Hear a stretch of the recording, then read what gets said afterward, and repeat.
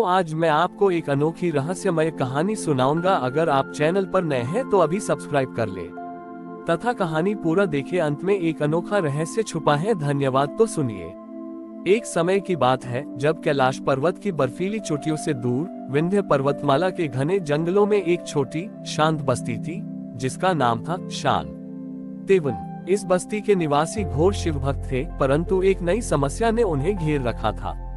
वर्षों से उनकी मुख्य नदी नीरजा का प्रवाह धीरे धीरे कम होता जा रहा था। खेतों में दरारें पड़ने लगी थीं और जीवन मुश्किल होता जा रहा था। शांतिवन का मुखिया धर्मपाल एक सच्चा और निष्ठावान भक्त था। उसने कई दिनों तक कठोर तपस्या की, केवल गंगाजल और बेलपत्र पर जीवित रहा ताकि वह भगवान शिव को प्रसन्न कर सके। उसकी तपस्या के 9वें दिन एक अदृश्य परंतु मधुर ध्वनि गूंजी। धर्मपाल ने अपनी आंखें खोली। उसके सामने कोई देव स्वरूप प्रकट नहीं हुआ, बल्कि एक विशाल जीवंत रुद्राक्ष का पेड़ था जो अपनी दिव्य आभा से रात्रि के अंधकार को चीर रहा था।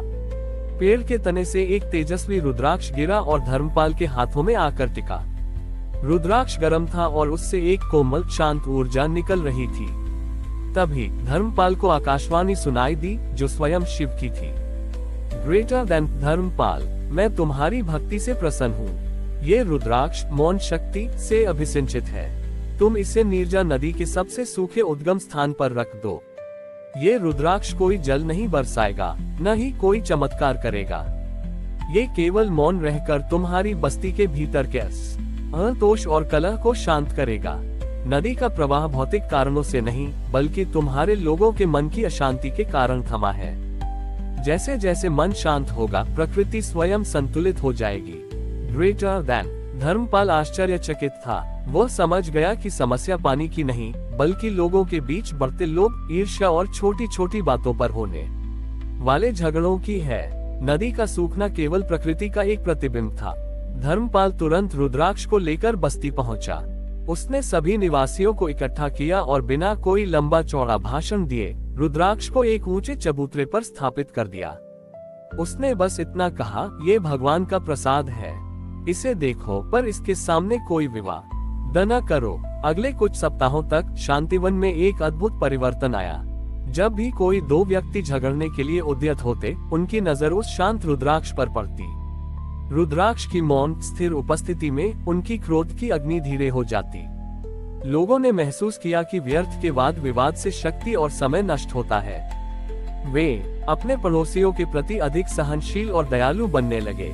जैसे जैसे लोगों के मन का कोलाहल कम होता गया और बस्ती में सच्ची आंतरिक शांति स्थापित हुई, एक चमत्कार हुआ। रुद्राक्ष के स्थापन के 40 दिन बाद नीरजा नदी के सूखे तल में अचानक ठंडा और स्वच्छ जल का एक छोटा सा सोता फूट पड़ा। वह सोता धीरे धीरे बढ़ते हुए पूरे नदी को फिर से जीवन से भर दिया। धर्मपाल और बस्ती के लोगों ने समझा कि शिव की शक्ति केवल गर्जना में नहीं, बल्कि मन की गहराई में भी निवास करती है। सच्ची भक्ति और शांति बाहरी संपदा को नहीं, बल्कि आंतरिक शुद्धता को आकर्षित करती है। रुद्राक्ष आज भी वहां स्थापित है। शांतिवन के लोगों को सदा ये आदत दिलाता है कि मन की शांति ही जगत की समृद्धि है। शांतिवन में नीरजा नदी का प्रवाह वापस आ चुका था। रुद्राक्ष की शक्ति ने बस्ती में शांति और समृद्धि ला दी थी। लेकिन हर सुख के साथ एक चुनौती आती है। एक दिन जंगल से होता हुआ एक भटकता हुआ साधु, जिसका नाम ज्ञानद्रमी था, शांतिवन पहुंचा। ज्ञानद्रमी वास्तव में एक विद्वान था, लेकिन वह अपनी विद्या के अहंकार से ग्रस्त था। वह मानता था कि संसार में केवल तर्क, सूत्र और कठिन तपस्या ही सत्य है और भावनाओं या मौन शांति का कोई महत्व नहीं है। जब ज्ञानद्रमी ने देखा कि पूरी बस्ती एक साधारण रुद्राक्ष की पूजा करती है और यह मानती है कि इसी के कारण नदी वापस आई है, तो उसे हंसी आ गई। ग्रेटर देन ज्ञानद्रमी ने उपहास किया, अरे मूर्ख निवासियों, ये केवल एक लकड़ी का दाना है। नदी वर्षा के चक्र से वापस आए है, न कि तुम्हारे इस धुंध से। तुम लोग अपनी मेहनत और बुद्धि को छोड़कर इस मौन जैसी निष्क्रिय वस्तु पर निर्भर हो रहे हो। असली शक्ति कर्म में है, न कि जड़ता में। उद्धरण चिन्ह। ग्रेटर देन धर्मपाल ने शांति से समझाया, साधु जी, ये रुद्राक्ष मौन है, पर यह अंतर्मन को जगाता है। इसने हमें सिखाया कि जब मन शांत होता है तो कर्म स्वयं सही दिशा पाते हैं। परंतु ज्ञानद्रमी ने उनकी बात नहीं मानी। उसने चुनौती दी, यदि तुम्हारे इस रुद्राक्ष में शक्ति है तो इसे मेरे ज्ञान के तर्क से मुकाबला करना होगा। अगले दिन ज्ञानद्रुमी ने बस्ती के मध्य में खड़ा होकर एक भयानक तर्क यज्ञ शुरू कर दिया। उसने वेदांत के कठिन सूत्र, न्याय के तर्क और कठिन गणितीय पहेलियों को ऊंची आवाज में बार बार दोहराना शुरू किया। उसका उद्देश्य था रुद्राक्ष के आसपास एक ऐसा मानसिक कोलाहल उत्पन्न करना जिससे उसकी शांति भंग हो जाए। जैसे जैसे ज्ञानद्रुमी अपने तर्क और अहंकार की ज्वाला तेज करता गया, एक अप्रत्याशित घटना घटी। रुद्राक्ष की शांत आभा के विपरीत ज्ञानद्रुमी के चारों ओर एक काला घना धुआं छाने लगा।